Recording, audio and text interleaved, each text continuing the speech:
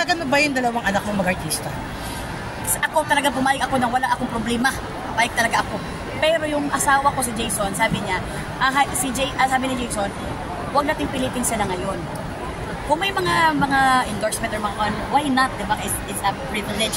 Pero yung pag-aartista, sabi niya, hayaan mong nasa, alam nilang, yung edad na nila na, yung ang utak nila, marunong silang magdesisyon, bago sila ang magdesisyon. Kasi kung kami daw ang magdesisyon, pag at the end of the day, ayaw na nila, nag-frustrate na naman sila dahil sa kakadesisyon namin.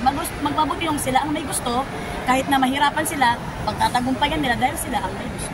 So, pagdating doon ng panahon po sila na mag-desisyon. Pero nagsasabi na sila sa'yo, parang interesado sila mag-showbiz. Wala. Si Nela, sabi, I want to sing and dance. Wow. Kung mag-sing and dance ka lang dyan, manood ka ng YouTube, mag-sing and dance ka lang dyan. Magpasalamat na naman kami sa ASAP kasi na invite kami para sumayaw at kumanta.